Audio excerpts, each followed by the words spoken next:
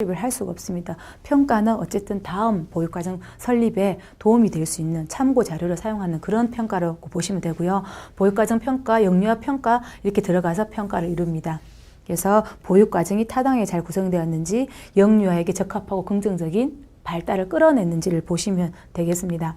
그래서 평가를 통해서 영유아 발달에 대한 전반적인 지식을 증가시키고 보육 프로그램의 질을 향상시키는 것이죠.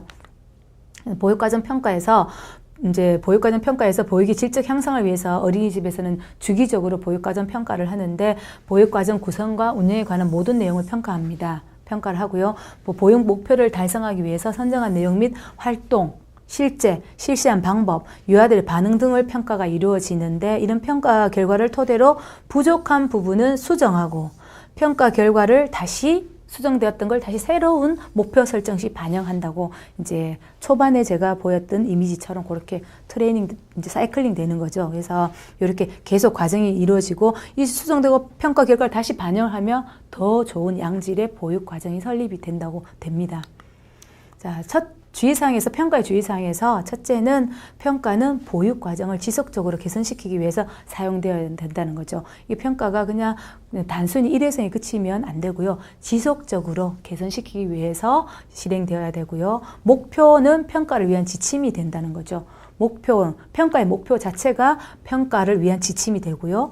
포괄적인 목표를 사용해야 된다는 거죠. 목표가 너무 이렇게 막 협소하고 이러면 이렇게 발달을 끌어내기 위해서 너무 제한적이고, 결국 평가에서 또 좀 안 좋은 평가가 나올 수 있겠죠. 그래서 평가는 포괄적으로 설립을 해서 평가할 때 교사가 잘 이렇게 고찰해 볼 수 있는 그런 포괄적인 내용으로 사용하고, 또 여러 가지 측면의 자료를 활용하여서 평가를 할 수 있습니다.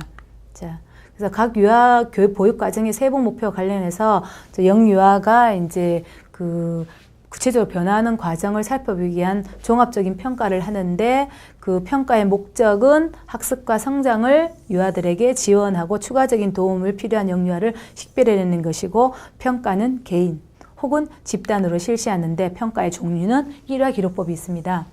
일화 기록법은 영유아 행동뿐만 아니라 목소리라든지 몸짓, 아니면 얼굴 표정, 감정까지도 포함을 해서 사건에 대해서 일화 형식으로 기록하는 건데, 이제 하루 일과 중에서 교사가 이제 영유아들의 행동을 목소리나 그 시간을 좀 정해서 전체적인 유아나 영아를 할 수가 없기 때문에 부분적으로 하루에 이제 몇 명을 정하거나, 아니면 특징적인 유아가 있거나 그런 경우에 이제 일화 기록법을 사용하는데, 이 기록을 이제 감정을 포함해서 사건에 대해서 일화 형식으로 누구가 어떻게 해서 어떤 표정을 지었고, 친구랑 놀잇감을 가지고 하는데 이 친구는 어떻게 표현을 했고, 어떤 목소리를 질렀고, 어떤 행동을 했고, 그렇게 해서 일화 형식으로 기록하는데, 이때 내용이 교사 주관적이면 안 됩니다. 객관적으로 기술을 하셔야 되고, 또 사실적으로 없는 내용은 이렇게 기록을 남기시려고, 평가를 남기려고 이렇게 없는 내용을 삽입을 하면 안 되고요. 어쨌든 사실적으로 객관적으로 기록을 해야 됩니다. 다음으로는 이제 행동 목록법이 있는데, 영유아의 행동적 특징, 그리고 누적적으로 행동 특징을 기록하는데, 이런 부분은 이제 영아나 혹은 유아의 특정 행동이 있을 경우 그런 빈도와 발달을 파악할 수 있죠. 예를 들어서 아이가 이렇게 눈을 깜빡이는 아이를 이제 그 행동 척도로 체크를 했는데, 그런 행동 척도를 했는데 얘가 눈을 많이 깜빡인다. 그러면 이제 그 특정 행동의 빈도를 살펴보고 발달을 파악할 수 있고요. 이런 부분은 이제 물론 이제 발달보다는 어떤 특징적인 어떤 신체의 어떤 그런 기능적 요인이긴 한데, 그런 부분, 아니면 아이들이 바깥놀이를 할 때 달리기를 했는데 어떤 친구는 상당히 못 달린다. 근데 항상 나갔을 때마다 그렇다. 그러면 그 아이가 이제 신체적으로, 아니면 발에, 아니면 그 발달적에 무슨 어떤 장애가 있는지를 파악할 수 있는 그런 목록법으로 평가를 할 수 있습니다. 다음으로는 평정척도법입니다. 평정척도법은 이제 질적인 차이를 평가할 때 주로 사용하는데, 이 아이가 지금 발달이 어느 정도 수준인지 그런 평정척도인데, 이런 정보는 이제 어떻게 보면은 평정척도는 표준적인 어떤 그런 검사 척도법으로 토대로 해서 그 영유아의 질적 수준에 대한 정보를 수집하는 과정이죠.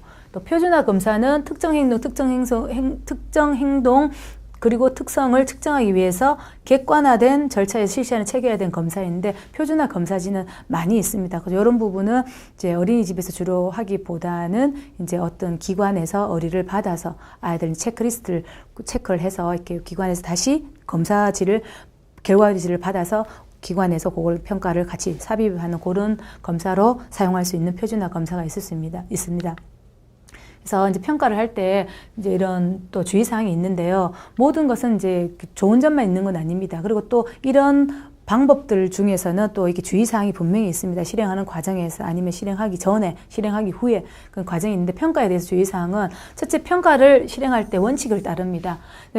어떨 때는 막 평가를 교사가 이렇게 하고 평정석도 하고 어떨 때는 일화기록법을 하고 막 이런 식으로 교사가 중구난방식으로 평가를 하시면 안 되겠죠. 그래서 어느 정해진 틀에서 오늘은 어떤 친구를 일화기록법으로 평가를 할 것이다. 뭐 이렇게 할 거다. 교사가 이제 자기만의 체계화된 어떤 평가를 실행할 때 원칙을 가지고 원칙으로 실행을 하도록 합니다.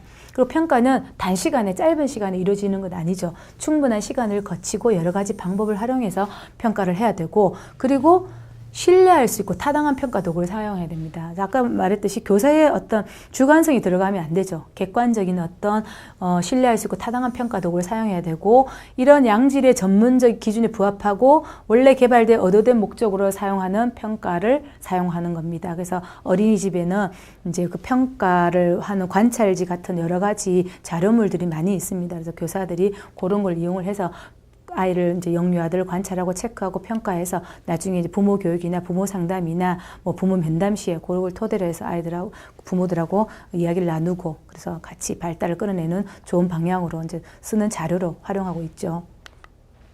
또 셋째는 이제 연령과 특성에 적합한 평가.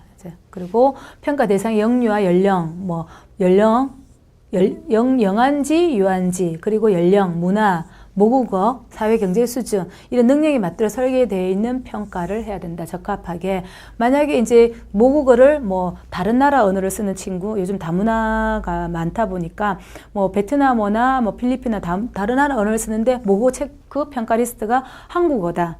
그럼 적절한 평가 도구가 아니겠죠. 그래서 적합한 평가 도구를 사용해야 되고요. 실제 맥락에서 이루어져야 한다는 거죠. 그래서 영유아들이 실제 수행력을 반영하도록 영유아가 실제로 생활하는 맥락에서 이루어져야 된다. 그래서 지금 대한민국에서 아니면 그 어떤 좁은 그 뭐 마을에서 그 동네에서 하는 그런 어떤 영유아 실제로 생활하는 맥락 속에서 이루어져야 된다는 거죠.